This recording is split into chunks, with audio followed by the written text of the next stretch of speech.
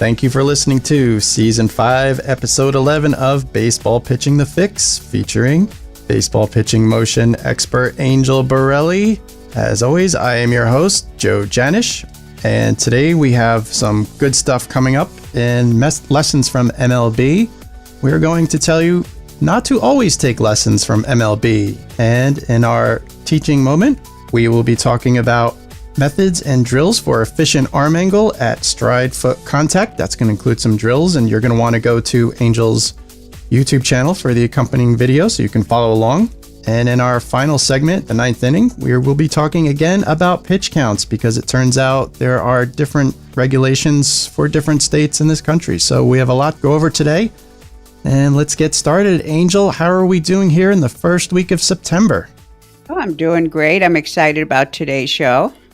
I am too. I'm very excited. And we're going to kick it off with some lessons from MLB, or as I mentioned, lessons we should not take from MLB. That's how we're going to go roll it today.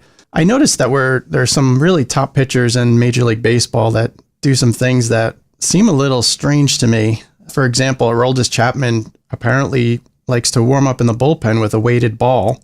I know that Trevor Bauer uses both weighted balls and light balls and underweighted balls and all kinds of different things. And I know that there are a lot of pitchers out there and even coaches who are kind of copying things like this with the caveat that, well, Aroldis Chapman does this, or Trevor Bauer does that, or, Justin Verlander does this or that, so I should do it too. And I think that's something that, we should really go over. I know we've talked about it in the past, but I feel like it's an important thing because we try and take our cues from MLB, but that's not always the best idea. And Angel, maybe you can talk more to that because we want to make sure that pitchers are safe and pitching efficiently.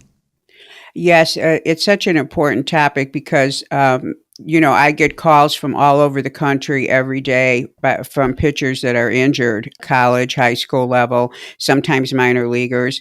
And so in doing an in-depth conversation with them, it's interesting the things they ask and say. And the truth is, and this is never going to go away, that we do look to the major league pitchers who we should have tons of respect for. And we do look to what they do. And I don't blame pitchers for when they're looking for something to follow their favorite pitcher to find out what he does. When I'm on the field and I'm watching some of the younger teams play and pitch, that are there having a practice, and let's say they might be 10, 11, 12. When I look on the mound, I'm interested in seeing how 11-year-old, I could tell he's been watching TV and picking up the habits of major league pitchers. And the reason is because you see an 11-year-old who's got more swag than he does pitching mechanics. And he's been watching his favorite pitcher and what he does between innings. And it's really kind of funny, right? But it's scary also at the same time. But the truth is this is never going to go away. And you know what? We should respect our pitchers in the major leagues. Being someone who works with pitchers from the time they're 10 until they're into the major leagues, I know what they go through. They should be respected. But the other thing is everyone should know they're all individuals. They have different physiques. They have different heights. They have different compositions. For example, everyone knows guys who can go in the gym and bench press, and they're absolutely fine. They can bench press twice their body weight, 3 times their body weight. Some of us might go, oh, whoa, when I bench press, my shoulder hurts. It depends on the way you're built. It depends on the way you trained. It depends on your history. So much is specific to the pitcher himself. And even though I know we've touched on this topic before, I really want everyone to be very, very careful when you are trying to emulate either mechanics or trying to do what someone else is doing, that it sounds insane, but you do it anyway because it helped him. And I think the first cautionary note is if you find yourself searching for what is someone doing so that I can be better, that is your first sign that there is probably something personal to yourself that you're not addressing yet. And I would want to make sure that you address those personal things before you continue your search. So it's sort of like, let the fact that you're looking for that to be the moment you pull back and go, okay, let me put this to the side right now And now let me go down my checklist. So first of all, if you're looking for something to make you throw harder, you better be sure that number one, your mechanics are really, really sound with the level of heat that you're throwing right now. So a person who's not a candidate for going out and chasing some velocity with some new program or some piece of equipment or something that's left of center is the person who has to be sure that they have already got efficient mechanics. If you're not throwing correctly, taking on a method to throw harder is only going to make something worse. It's not going to improve it. Plus, you won't get the results. You'll think, oh, why am I so weird? Why aren't I throwing harder? In fact, you run the risk of making something good bad, let alone something bad better. So be careful about that. Secondarily, you have to ask yourself, have I ever had an injury, a surgery, or do I currently have unusual soreness in places that I shouldn't be sore? Pitchers, if you're getting sore in your bicep, if you're getting tightness in your forearm, those two are the most dangerous places to have any effects from pitching. So if you have that, please don't run out and buy something to make you throw harder or to throw faster or that's going to change your grip or do whatever. You have to pay attention to who you are. So these are basic bases that you do have to cover. The other thing I want to say about major league pitchers, you have to remember most of these guys that are in there now, well, it's just been in the last years that we've even said, okay, pitchers can lift weights, they could do this.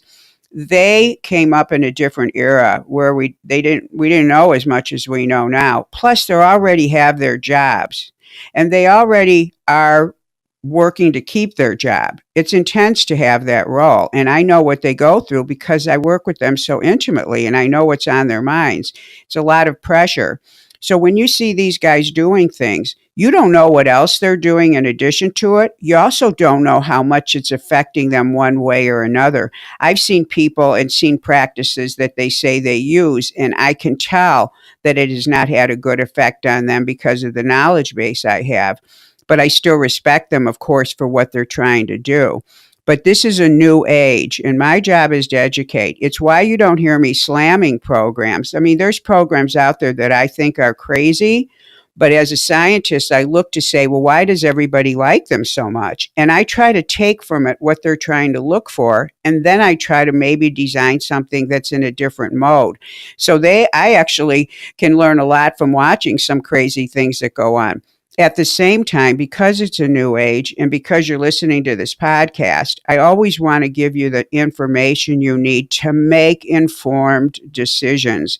So if you are somebody who has trouble, you fatigue easily, you don't want to be doing something before you pitch that's going to fatigue you more. If you see a pitcher throwing 95, but he does something very weird with a weighted ball before he throws, well, that pitcher could be throwing 100 if he didn't throw the weighted ball. I mean, you don't see defensive linemen bench pressing before they go out for the game. In fact, they're pretty sure their chest isn't going to be sore for that game. So their last chest workout was days before. So start using your head in kind of a different way to think some things through. And remember, if you do decide to take on things that are of an intensity nature, and I don't care what it is, whether it's intense in the gym, if it's intense on the field, if it's some crazy strap you're putting on your arm and you're hooking yourself up to the ceiling and hanging from it before you throw, you have got to recover from those things. You do not do them and then pitch. You do not do them and then pitch the next day usually, because there is a recovery from them. If they do what they say they're going to do, which is to make you throw harder, then if that's true, then you have to give that tissue recovery. And that's the plain and simple truth. So please be careful and go through a checklist of your personal strengths and weaknesses to see if you're even someone who should be looking for something special. Always cover the bases first before you go out to do something. That's great, Angel. And, I wanted us to reiterate this because there's always an article in, one of these news outlets about how so-and-so pitcher is so successful this year and he owes it all to whatever it is, this routine that he did, or this technique that he's doing, or this workout that he's doing, or this or that, or this diet that he's doing. He's eating nothing but grapefruits and now he's throwing 100 miles an hour. Well, that doesn't mean you should be going out and eating grapefruits. I like to call this the Juan Marichal rule. Juan Marichal was a pitcher in the 1960s for the Giants who's in the Hall of Fame, and he's won more games than any other Dominican before Bartolo Colon. I think he's right on his tail. But anyway, Juan Marichal, when he went into his windup, he kicked his foot up so high, way up over his head, like it looked like he was kicking the stars. And as a result, there's an entire generation of Dominican pitchers that were emulating what he did because they thought, well, that's why he's so good, because he kicks his foot all the way up in the air. But there weren't too many good Dominican pitchers that grew up other than Joaquin Andujar with that crazy kick. All the other ones had more of a conventional leg kick. And it's just, that's what I like to say. Just run it through the Juan Marichal filter. And if it works for you, great. But really, you shouldn't just follow it just because some successful pitcher is doing it. Make sure it works for you and make sure it's safe and make sure it's helping you toward your end goal. So speaking about end goals, in the teaching moment today, we are going to be talking about a very important topic, which is finding the efficient arm angle at stride foot contact. And again, this is the part where you want to go to YouTube, to Angel's YouTube page, and check out the accompanying video, because Angel is going to walk us through some methods and drills on how to get to that perfect angle for pitching. So Angel, you want to walk us through? I do. And I'm so excited, again, as I mentioned last week, over having this new visual medium with which to teach you. I have been so excited about the show because, again, I feel like the handcuffs have been taken off my wrists. This way I can give clarity about what I'm saying, but I get to share some of my favorite drills with you. And if I'm sharing something with you, it's because I've been doing it for years and years and I know it works. And so go to either, when you get to the teaching moment, but there's going to be a slide that's going to pop up. And for you, Joe, go ahead and open up that first visual Fun. That we have. Okay. So last week we talked about the late arm. The reason why I'm doing that this week is I got so many responses to this. It was so awesome. People were so thankful to kind of see it and to see what it actually is supposed to look like. And what I want to do now is, even though we're discussing the late arm, which is an error in the arm position at stride foot contact. And if you want to know more about what we're talking about today, please be sure you listen to last week's podcast, because this is sort of like a class. We're building on information. So this arm position is, of course, has to be timed with the touchdown of the front foot, which with the pitcher can be hopefully not a heel, but it can be the ball, the foot, a flat foot, depends on how the pitcher lands. So many coaches called and said, Angel, how do I get the guys to do this? How do we develop it? So the way that I teach is I teach because I'm a pitching motion instructor, not a pitching coach, a pitching motion instructor. I break down motions into pieces. And whenever there's a big motion with lots of pieces, I like to engineer the motion. And so what I do is I just have a way that I remove a lot of the stuff that causes trouble, like strides, like knee lifts, etc. Break it down into something simple first so the pitcher can always feel something. So in last week's photo, we saw Daniel, who was actually watching us in a stride foot landing position. This is a static position, and this is always how I position the pitcher. I tell him what to do. He lifts his arms up. I make sure his knee is over his ankle. I tell him for purposes of this drill to have the foot flat. I tell him for purposes of the drill to have the back leg be pulled long and straight. I tell him for purposes of this drill to have his glove arm be out straight, even though we know pitchers don't always reach out with the straight glove arm. But for teaching purposes, you make things as efficient and simple as possible, because the purpose of these initial drills is to teach feel and to allow a pitcher to actually experience what would it feel like if my arm was in this position. So, for example, if a pitcher's arm is late, or we call it it's going into external rotation too soon. In other words, that forearm would be vertical. Daniel would have his hand facing the sky. That forearm would be absolutely vertical. In either one of those cases, both of the times the shoulders are compromised. They're not really getting a chance to do what they do to accelerate the ball. When a pitcher starts throwing from this position here, he absolutely loves it, because what he's getting is he's getting the feel of a full range of motion for a full pre-stretch with the shoulder. So in the next slide, which is one of my other pitchers, and he is, and I put for all you guys out there that are lefties, I want to show you, I always think about you. So I put this up for a lefty. So righties, you guys can now see how it feels to be a lefty when everything's usually demonstrated as a righty. So what Chris is doing is he's taking that initial position that Daniel was in, and now he's throwing from it. And that is the first movement part of this drill. Now, what's he getting? He's getting that feeling of the full rotation of that shoulder in the position. Make sure they understand they're supposed to do the full motion, meaning the back leg comes up, it comes around in whatever format they do. Don't let them do a partial motion, just leaving that leg behind. So that's the next step. So first, you have them feel that position. Then you have them throw from this position. And notice as you're watching him, he is not coming out of the glove. He is not doing a knee lift. He's not moving in a stride position. He's able to concentrate on just the throw and the finish. So what he's doing is the tail end of the pitching motion. Now on the next picture, we're going to go back to Daniel again, and now he's doing the next step. Now he's coming out of the glove. Now he's doing what you just saw Chris doing. So we've got him positioning himself. He stops. Then he does the next drill.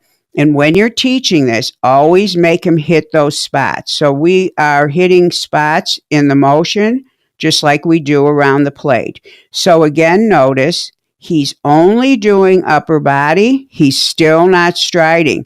Now, why is this? Because it's hard to teach too much at one time. And what I do is I take these drills. They never move on to the next level until they do this one perfectly. But I'm always paying attention to the pitcher himself. So he's getting whatever piece he's ready for. But when you start in this progression, then you have it simple. So now we've got the perfect placement and then the throw. Now what we're going to do is go to the next video. And what you're going to see is now there's two things you're going to notice. One is he's striding out, still stopping and throwing. So now he's added a slide step.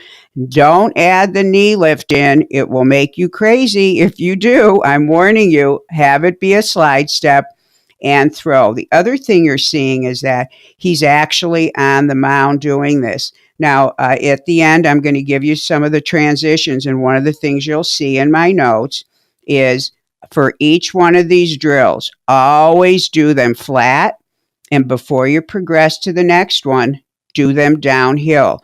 That way the pitcher is feeling the change, because there is a change downhill, particularly when you've added the leg. So now he's getting into the first position, and then he throws. And that's the progression of how you teach this kind of, I'm going to call it the efficient arm action. There's no argument about it. It's efficient. Now open up the last slide, just so for all you coaches, you can see what is the transition here. So we've got step one. Just picture this. The arms were fixed. The legs were fixed. And then he just threw from that position. In step two, the arms start to move, but the legs haven't moved. And then he throws. And in step three, his arms are moving as his legs are slide stepping. So now he's working on the real timing. And then he throws. All three steps need to be performed flat. And then when they're ready, take it downhill. Don't go to the next step until you've tested them downhill. That's a very important piece.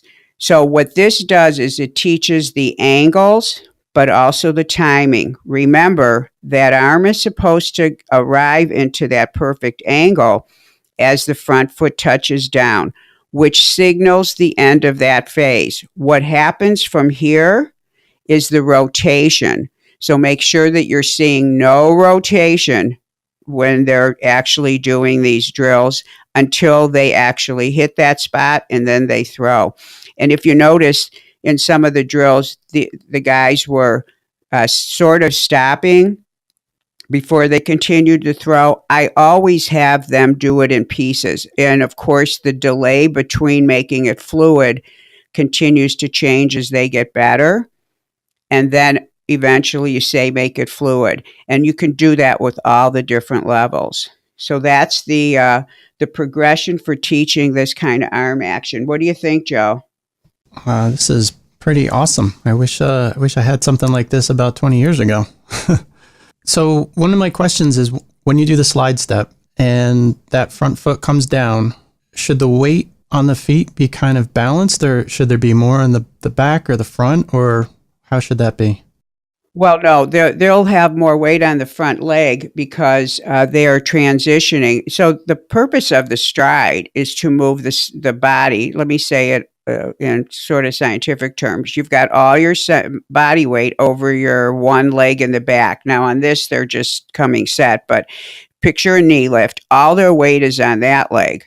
The job of the stride is to move the weight off that leg and into the front leg, so that now the pitcher can rotate over the front leg. So everything starts on the back leg, but you're moving into the front leg. That's why that front leg positioning is so important. I know we've talked about this on so many shows, where the foot goes, etc.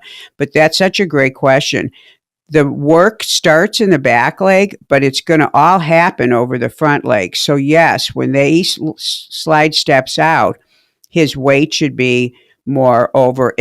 The body will look like it's in the middle, right? But the weight will be in the front leg, because the back leg has to turn the back hip.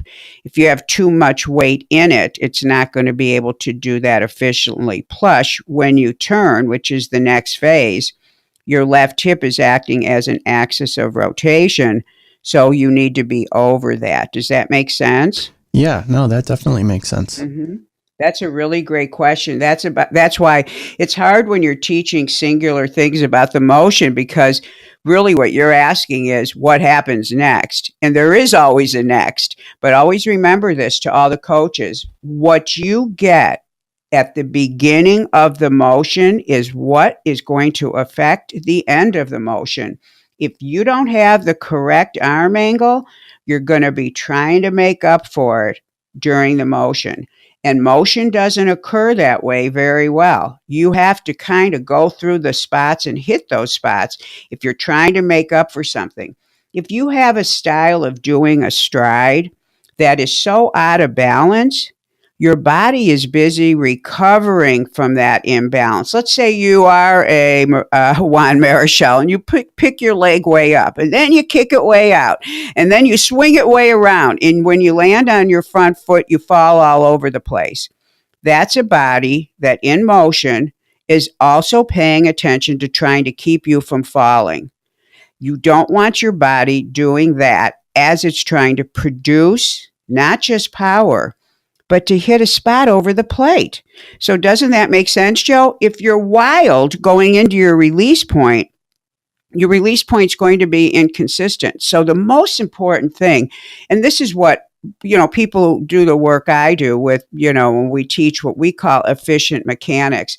I mean, this is why I teach ABCs of pitching motion. And you've heard me say this before. Put the bells and whistles on later. You go ahead and do that yourself. I'm not going to do that. I'm not going to teach a Juan Marichal kick. I can't, because science doesn't allow it. If I follow kinesiology, I know exactly what hip is flexing and what angle is doing what, and there's nowhere in there that it says you do that. That's a personalized way he does a specific movement. But efficient mechanics is straightforward and simple. And when you have efficiency, you have a better chance of consistency. And with pitching, it's great if you can do it one time, but if you can't repeat it, then you're not of any value because you can't get guys out. So this is an efficient way of doing things. And remember, one piece in the motion feeds the next piece. Right. So I have another question because Okay. I remember doing drills similar to this, more for just getting the stride straight, because sometimes pitchers stride closed or too open. So we would do some drills just to kind of start them out there and make sure their feet were lined up properly. Mm-hmm. And something that I remember always happening with certain pitchers is that we would get them in that position, and then they would kind of like, instead of just throwing straight from that position, they would kind of cock back and then throw. And I noticed that the two pitchers in doing this drill, they go straight from that angle where they're supposed to. So I guess you would want to make sure that they're going straight from there and not like trying to over twist any further or trying to load up or anything like that. You want to keep an eye on that, I would imagine. Yeah. So actually, go to back to the video number. Go to the third thing, which is Daniel throwing from the stride foot contact position. That's the one where we're adding the arms. What you're really saying, Joe, is why don't I have him doing a rocker step? Right. Sure. It's called a rocker movement. Whereas he's coming down, and you will see pitchers do that. He'll shift his weight. They'll be in this position. He'll shift his weight back and shift it forward.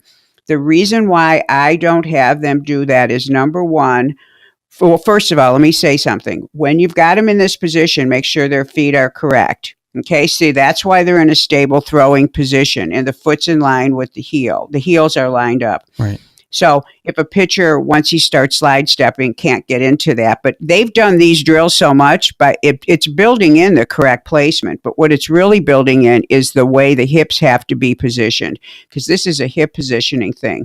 The minute you start asking them to shift back and shift forward, you'll start to see imbalances in when they move backward, because the hips, depending on their tightness, and plus it's a very weird movement in the sense that we haven't taught them how to shift side to side without changing their hip joints. And that's a complicated, deep thing, but it's a reason why it's not in this, because the only movement I want is the arms, because I want them to feel the arms.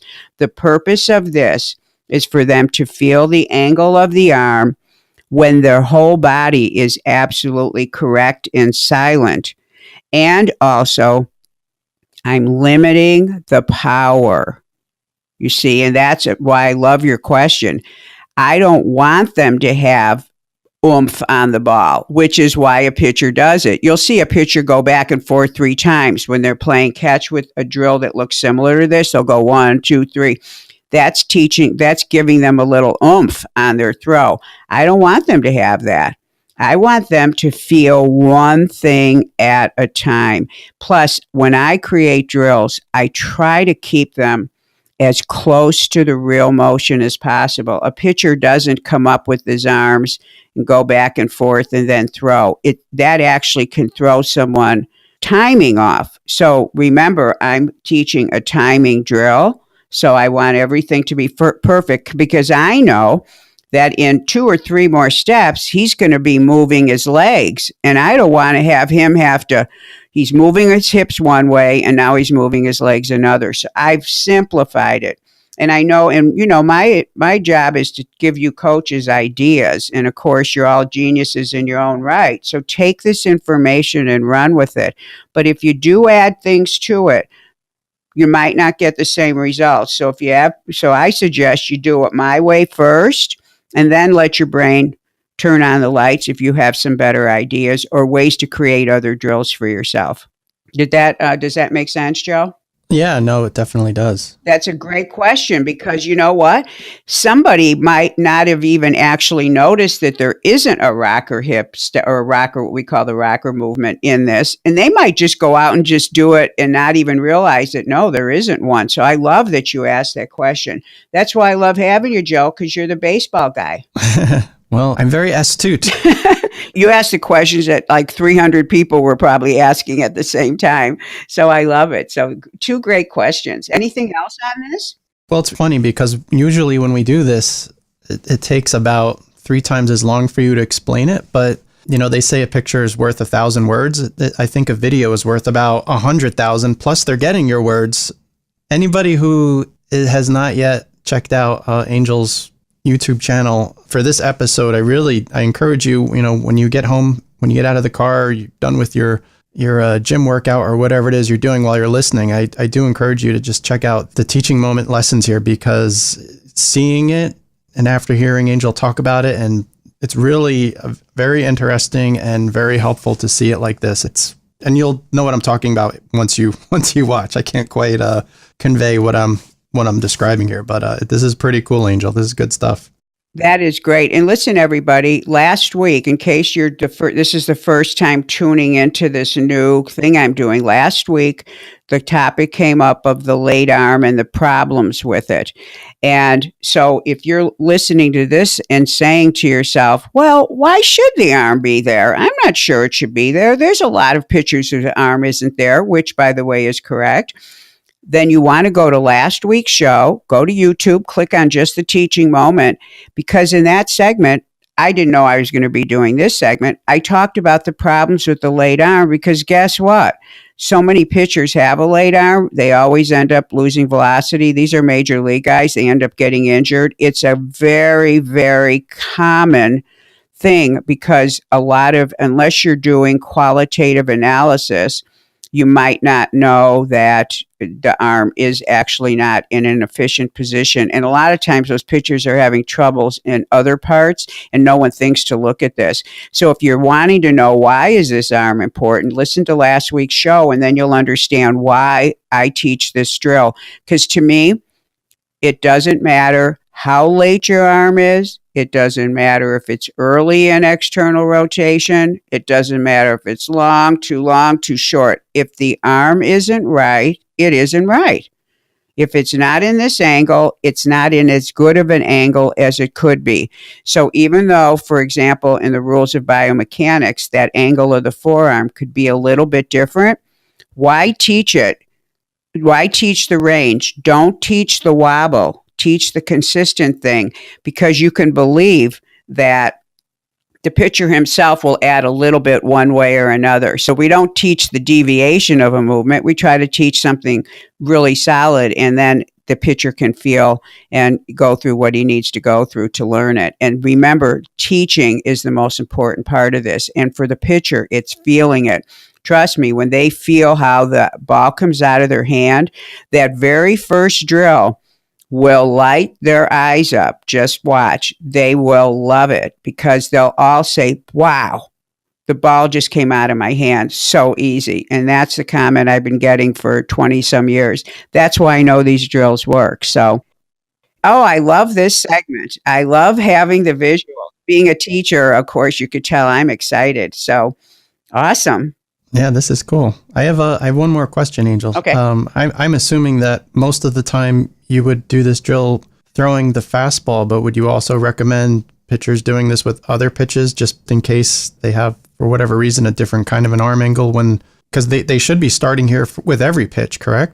Yes. Yeah, I teach everything with the fastball, because it's just like pitching coaches do. Everything comes off the fastball, and I don't want them thinking about anything else. And they're not thinking about anything else when they're doing these drills. Oh, and by the way, yes, you have them at a short distance. Don't have, if he's not moving at all, you might not want him at 60 feet. You might want him closer. Coaches, those are the decisions you can make for yourself. But remember, he's not accelerating.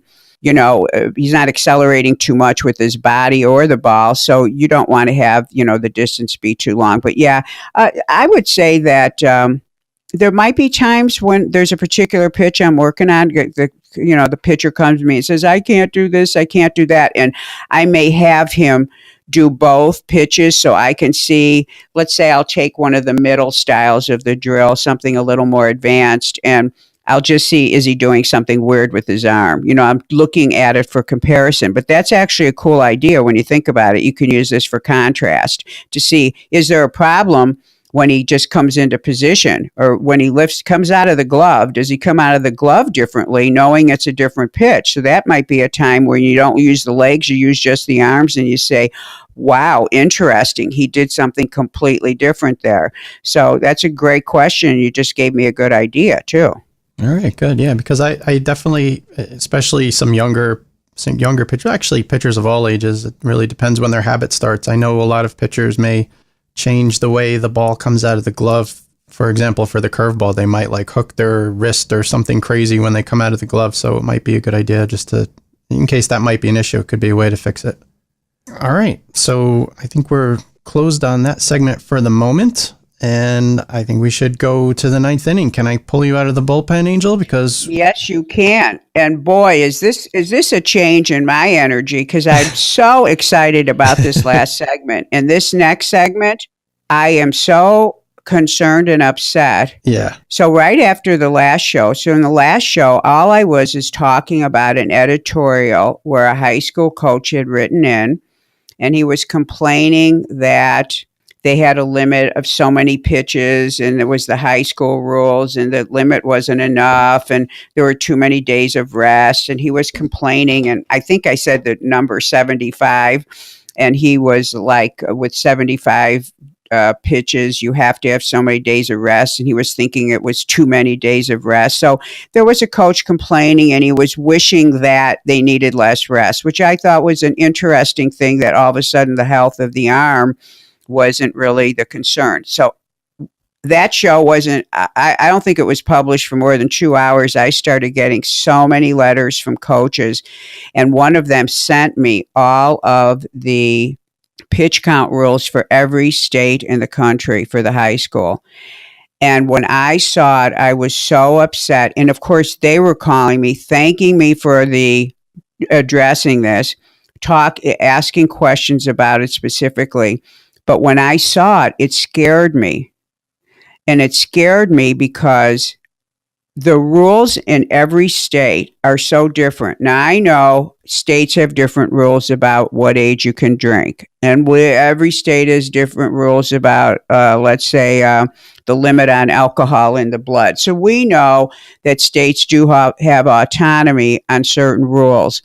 But when I'm looking at a sport like baseball, and I have followed USA baseball recovery guidelines since 1995. And for everyone, you can go to my website at gymscience.com for free and download the 1995 version, which just got revised, I think, a year ago, but it's still the same range. And by the way, even though they changed it where they gave a few extra pitches in some of the ranges, I never changed mine because my guys have been raised on this, and they get, for example, 1 day of recovery up to 39 pitches. So if I told him all of a sudden he could throw 45 pitches, he would look at me really crazy, because for 10 years he's been getting, if he goes beyond 39, he's got to have 2 days. So if I say, oh, you can go to 45 now and you still only need 1 day, he's not going to look at me and like that. Plus, I would feel stupid because I've been working with this recovery guideline, and guess what? I have a pretty good record, and I've seen it work. When something works and it's in the direction of health, I don't want to take a chance. So I left him with the early guidelines. They're not that much different than the new ones, but the new ones are a little bit more, mine is a little like conservative by 3 or 4 pitches. But I looked at these guidelines and it scared me. So for you coaches out there, I know you have to follow them, but the way that you shouldn't follow them, in my recommendation, is with the outside, not the limit on pitches, but the number of recovery days that they're giving per the pitches. And so let me get more specific here.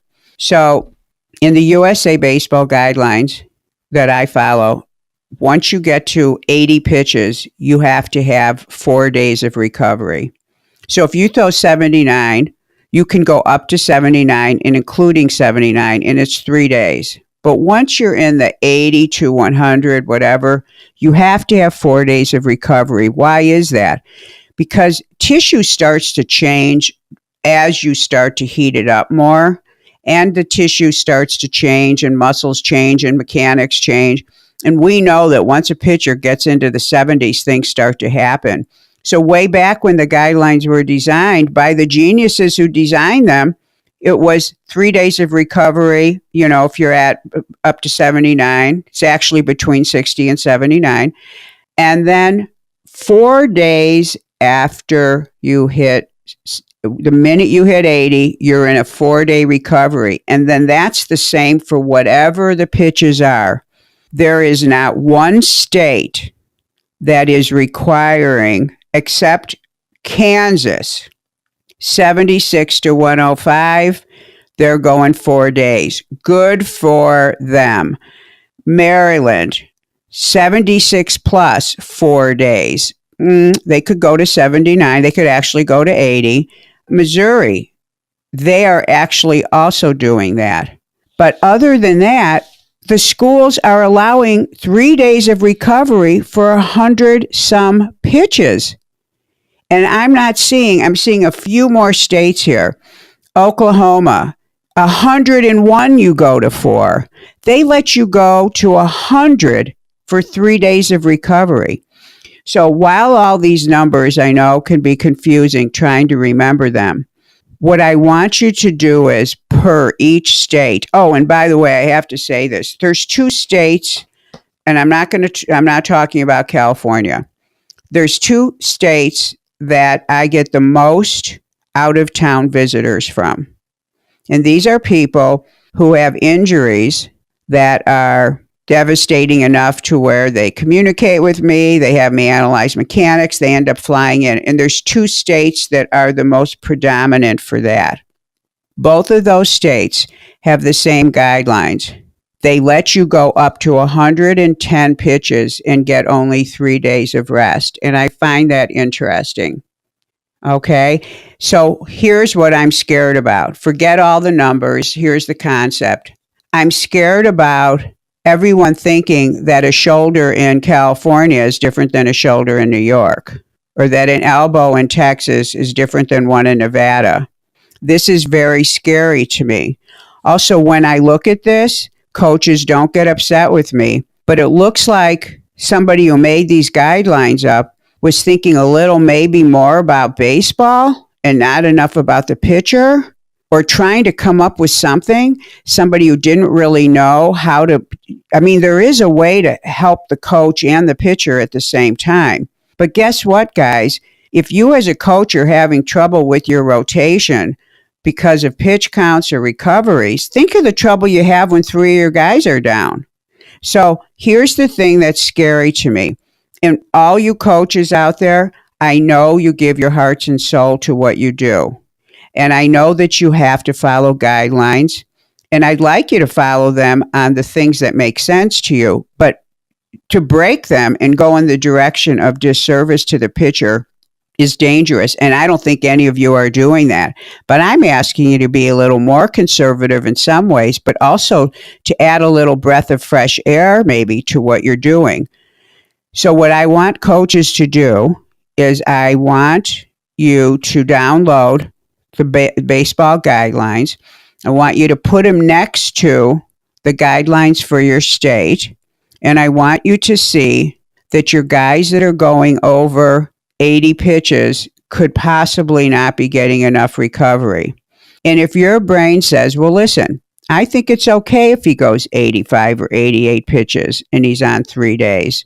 Okay, but I want you to ask yourself if it makes sense that he should go 110 pitches on 3 days. I only want to ask you to visit the guidelines as comparison and see if there isn't a little extra thing that you might want to insert. You might want to take the very last range and cut it, and then give yourself that ability to go into a little more recovery for the guys that are throwing high pitch counts. Now, guess what's going to happen? So I want you to do that. Now, the other thing I want you to do is, let's say you don't want to do that.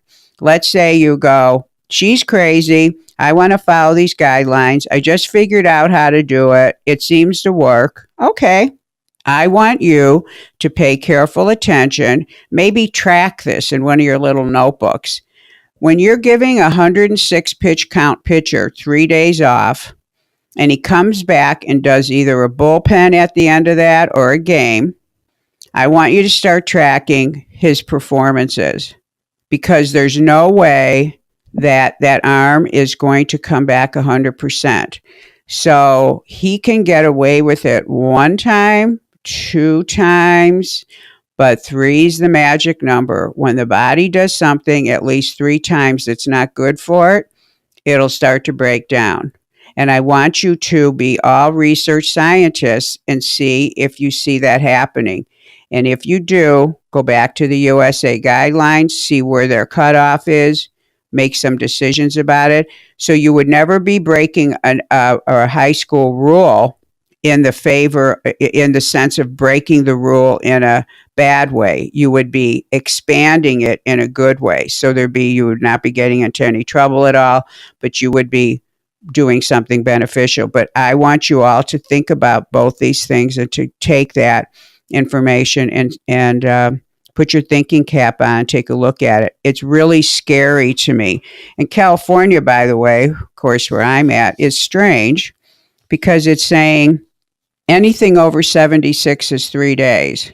So it's strange because that number could actually go to 79. But what really bothers me is they have a 75 pitch count for only 2 days recovery. So guess what USA says? 40 to 59 is 2 days of recovery. They're saying 51 to 75 is 2 days recovery. The difference in 59 and 75 is too much for my brain to wrap itself around, because 16 pitches difference. I mean, coaches, think about this. When you've got a pitcher in a bullpen and you're building his pitch count or whatever, and you look at him and you say, hey, how many more pitches can you do? Usually they're going to go, let's say they're getting towards the end, 2, 3, 4. Oh, yeah, I might be good for 7 more, because they know when their arms are done. The difference in a 5 and 10 and 15 additional pitches is a lot of pitches to somebody who's on the edge of almost being done with their bullpen or not. I've never heard someone who's almost done saying, oh, yeah, I can go 25 more. So this difference by 15 pitches is insane. And so, believe me, I'm worried about my California coaches right now. I just want to highlight these things, and I want all of you to think about it carefully. And I want you to download those guidelines and be brave enough to just compare and just scratch your head and wonder, why all of a sudden is this range changing so much? And I can tell you from doing nothing but working with this for 28 years that these pitch count guidelines are out of whack. And if any of you have connections to the board, I don't know what board put these together or what they were thinking, but what they did is they just threw aside the USA Baseball Recovery Guidelines. Even the guidelines, when they revised them, the USA, they didn't go this far out to the left of center. So coaches, the most important thing to keeping your pitcher safe is recovery. The thing that is the most insulting about these high school rules here is the recovery. It's got me concerned. So I'm calling on all of you, put on your thinking caps, see what you think, start paying attention, and maybe something can change in the near future with bringing this more into a healthy light. Pitching injuries are on the increase, not on the decrease. So I think this is something we need to be sensitive about. Yeah, Angel, I agree that I looked at some of the guidelines state by state, and I was astonished to see so much of a difference. And, I don't want to get too political here, but, in general, I am kind of for the idea of states making their own rules for governing laws. But as you said, when it comes to sports and keeping people safe, and, like you said, the arm in California is the same as the arm in Texas or Louisiana or New Jersey or wherever it is. I mean, even if you're up in thin air, I mean, it's still, a pitch is still a pitch. I like to compare this to when there used to be, like you said, different drunk driving laws in different states. Just because you're allowed by your state to have a fifth drink in order to drive doesn't mean you should. It might not be such a good idea. Even though the law allows you to be a little woozy when you get behind the wheel, that doesn't mean you should get woozy and go behind the wheel, really. You should use some some sensibility and, understand these rules came from science. The rules that we're going to put a link to in the show notes. We're going to show you the guidelines, the USA baseball guidelines. Follow those. And it's going to be tough if you're in one of those states that's a little more liberal with the recovery and the pitch counts. And you're going to have some difficult conversations with some parents who are very upset if their son is taken out or their son is not put on a mound 2 days later, even though the state says you can. But you've got to be the coach. You've got to be the adult in the room and say, well, you know what? I wouldn't give your kid 2 more beers and send them out behind the wheel. It's a similar situation. So exactly, you got to look out for the kids. Yes, and I'm so glad you brought up the drinking analogy, because I think of it all the time as almost a sound analogy. So here's the analogy with drinking that I'm going to give. So let's say a town or a state says, we've got too many DUIs. We've got, we're having 1,000 DUIs every month. What are we going to do? Oh, I know. Let's raise the limit that we call illegal, and then we'll lower the number of DUIs we have. Yeah, that's one way to do it. Do you see what I'm saying? That's one way. That is what I thought of when I looked at this. And here's the other thing. I know I'm speaking to a predominantly male audience. So in the world of mechanics and in the world of building houses and things, we have stress rates. For example, in the gym, you've seen people squatting with an Olympic bar. There are stress rates for those bars. So when I used to design gyms way back, so an Olympic lifting gym where, you're going to have a guy who might have 400, 500, 600, 700 pounds, that Olympic bar has a higher stress rate. So when they buy it, even though it's still going to weigh 45 pounds, every Olympic bar weighs 45 pounds, the metal and the things they use for it are of a certain stress. I don't know if any of you have ever been in a gym and you're watching a defensive end or offensive linebacker training, and the bar's bending because they've got so many plates. Well, he's using the wrong stress bar. That gym didn't have a strong enough bar. When you see that happening, that's because that metal, if something with wood, the whole world is made of things where we are reliant upon stress levels being appropriate for your fender on your car. So if someone hits you, maybe it doesn't kill you, et cetera, et cetera.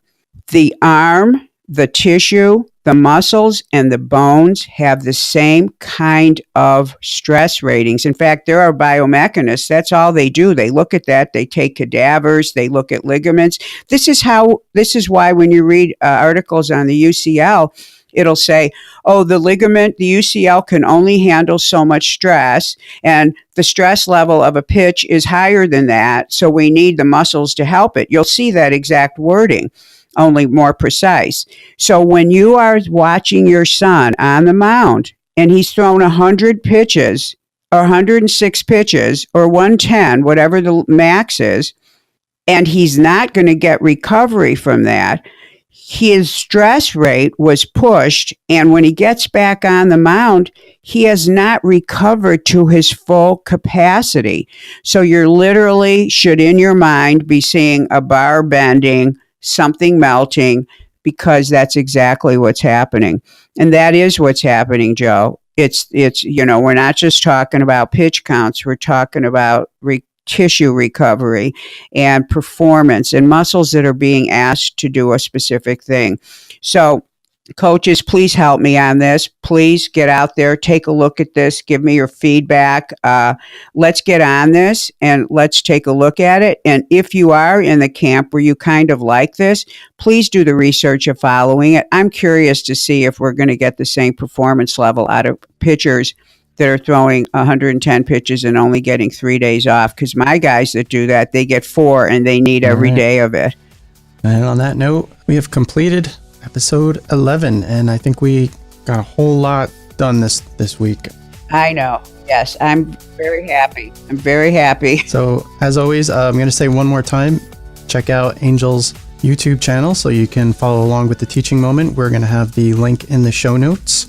If you want to learn more about Angel, go to her website, gymscience.com.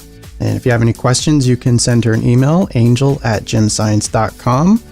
course, we are always welcome to hear your questions, your feedback, anything, guys. We like to hear from you. We really like the feedback. And with that, we should be back in about 2 weeks. And in the meantime, we wish you safe and effective performance on the pitching mound.